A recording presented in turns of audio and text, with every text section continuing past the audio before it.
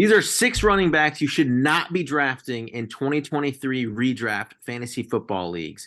We're going to go through 6 guys that we think at their current ADPs are a bit overvalued or just players we don't like.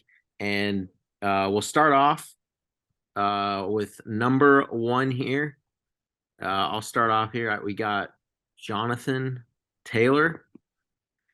So, under new Indy head coach Shane Steichen, is that how you say it, Corey? Bacon. God. Steichen.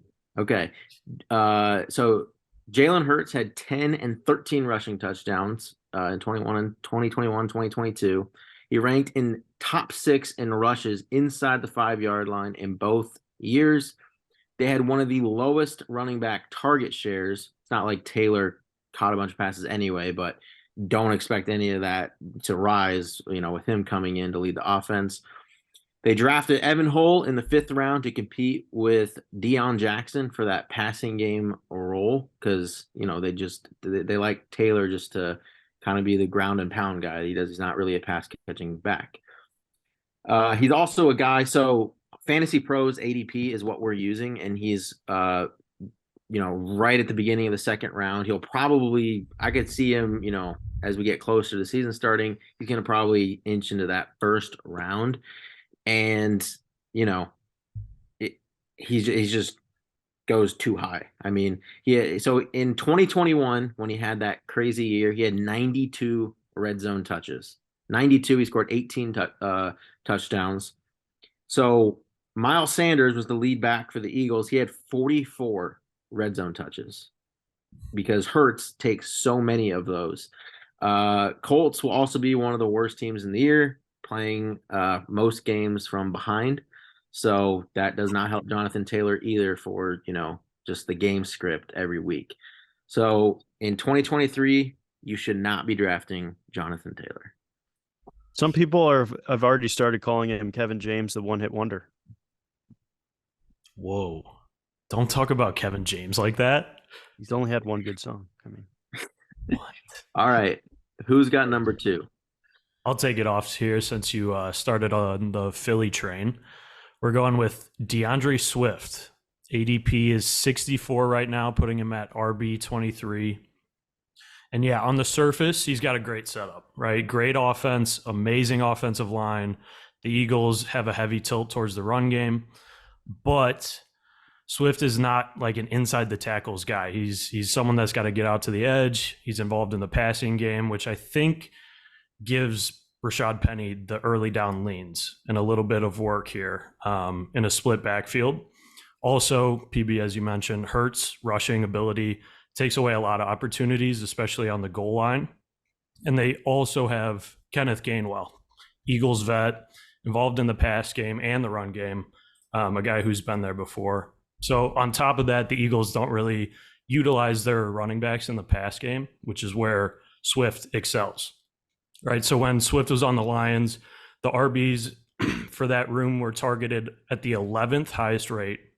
Swift caught 70 of those 115 targets, but that same year, the Eagles running backs were targeted the lowest rate in the league, only 61 total times.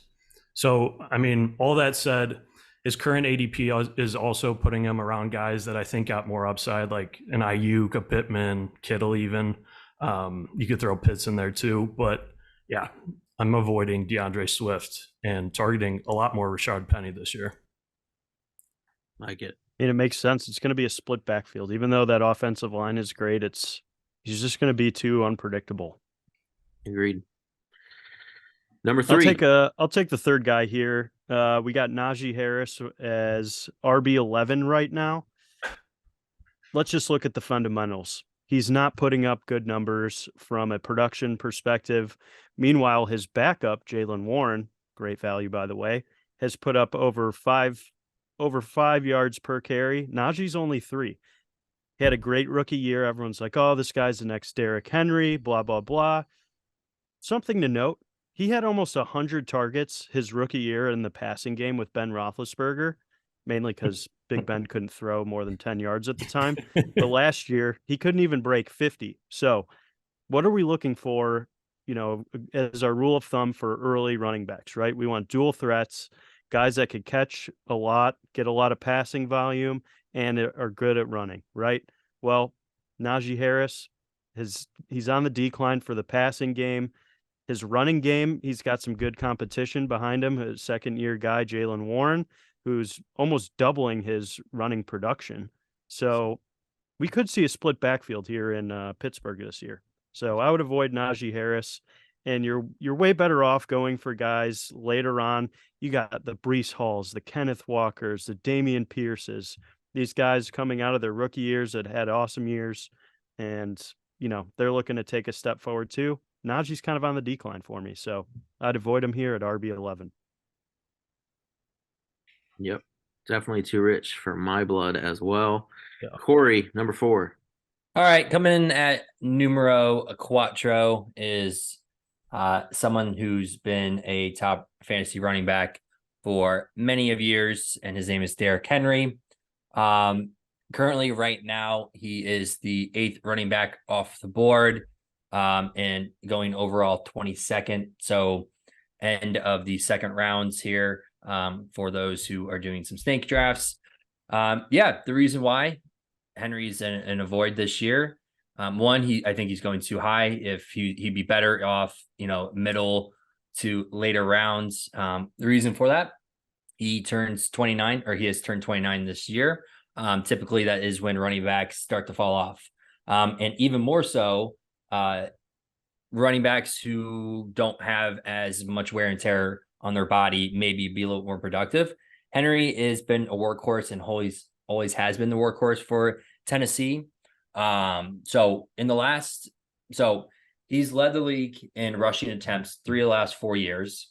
So put that in perspective, that's a lot of attempts for a single guy to take on anywhere. It's like usually 200, 300 carries or attempts every single year. And when he was averaging, when he was leading the league in rushing, he was averaging 5.1 and 5.4 yards a carry. That was 2019 and 2020. Last 2 seasons, a whole yard of difference, 4.3 yards and 4.4 yards per carry. Also, the other big thing with the Titans at this point in time is they are in almost like a limbo right now. They don't know if they should be contending for a title or rebuilding. One of those things is they didn't revamp their offensive line. They lost Taylor Lewan. They let him go. They had so many injuries on the offensive line last year. And on the outside, they don't have any. The receiving core is, pretty bad. It's definitely bottom tier of the league. Leading receiver is going to be Treylon Burks. Coming into his second year here, he did okay. Again, battling injuries on and off the field. Westbrook Nikini, and then also Kyle Phillips. Those are their leading receivers. So people are just going to stack the box against Derrick Henry against a poor offensive line.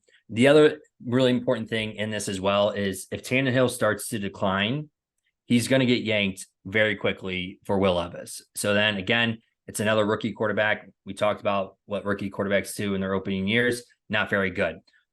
So just in terms of everything, Henry can still be a good running back, but he's not the value that he once was when he was the number 1 running back off the board every single year. He's just not that guy anymore. And even if they bring in DeAndre Hopkins, I don't think that really makes a difference. But yeah, just avoid Derrick Henry that early in the round. You can pivot to someone we'll talk about in the next episode instead. A lot of miles on King Henry. Too many. Yeah. He's, unless he is in fact alien, which we've had our suspicion. He might be. then he is going to hit that age regression. Okay. Number 5, we got Javonte Williams. He's a guy that everyone, healthy, this guy should be just a phenomenal running back. And he's in a good situation on the Broncos, but this injury he suffered last year has proven history is not on his side. So we'll refer back to J.K. Dobbins, who tore his ACL, meniscus, and LCL in August of 2021, and he returned in September 2022, which was early for an injury of this type. But he was slowly ramped up and wasn't even productive until December. He was not a league winner by any means. He was a bust from a fantasy perspective. Javonte Williams tears his ACL, LCL, and PLC or PL. I might have had that back. PCL in October. Got it. 20. Yeah, I'm not a doctor over here. I just know he got messed up. He got messed up. But he has And meniscus, right? That was in October of 2022. So, 2 months after the Dobbins injury, I don't think this dude is going to be back. He's right now saying he's great. He's ready to go. But then, they ask him, he's like, well, it's up to the coaches. And I do think when it comes down to it, just like Dobbins was saying, he's going to be ready. He's going to be ready. He's going to be ready. He won't be back until like November. But I'm thinking like December, January, and then, kind of again, slowly ramped up. So, the average return from these injuries is like 15 months. I just think he's going to be a bust in fantasy this year. He's going, I think, 81. So kind of a late 7th round pick. And I don't think he's worth that at all. Okay. Finally, we got number 6 from Alex. Yeah, rounding it out, Travis Ettiene. His current ADP is 33, putting him at RB 13. Where did he finish last year, boys? Any guesses? 15. 17. 17. So from week 10 on, he averaged 10.1 fantasy points a game. That's RB 36, which put him behind Melvin Gordon and Latavius Murray. Studs. We know how that Broncos offense was last year. So on top of that, the Jags drafted Tank Bigsby, great name. They picked up D'Ernest Johnson, another great name, and already have JaMychal Hasty. We'll see if they keep him, but it's looking like it's going to be a little bit more of a committee backfield this year, and I think that's what Doug Peterson traditionally likes to do. So I think you see ETN's touches going down, which does not, in my opinion, make him efficient enough to be like a late 2nd round, early 3rd round pick, which is where he's going. To meet that ADP, my guess is the only way he can do that is by having like a shitload of TDs, and he only had 5 last year. So it's tough also to bank in an offense that's got a ton of weapons, right? They added Ridley and then obviously have like a rising star in quarterback. So I just think ETN's going a little bit too high this year, given all of that. Yeah. And not to mention, Florida has a new TB, Tank Bigsby. He was the number 1 receptions leader for college football from the running back position ever. So we know that he's probably going to limit ETN's passing game upside. And Tank is also a pretty big guy. I wouldn't be surprised to also see him in the red zone and mix in a few different looks there. Like you said, Calvin Ridley kind of stretches the field, has more of that downfield threat, could take away some touchdown opportunities for ETN there. So I like what you're saying there. Also, the last thing with that, and then Trevor Lawrence is a pretty mobile quarterback. I mean, he's not considered like a mobile, but I mean, he does run a lot, and even Alabama. What? Mobile. Mobile. He's a mobile quarterback. The true Florida man. Sunshine. But yeah, T-Law right. can run. I hear you, Corey. Sorry to make fun of you there. Well, that will do it for this episode of a 6 running backs you should not be drafting. Please subscribe, hit that like, and we will be doing 6 running backs you must draft in 2023 for our next episode. See you next time.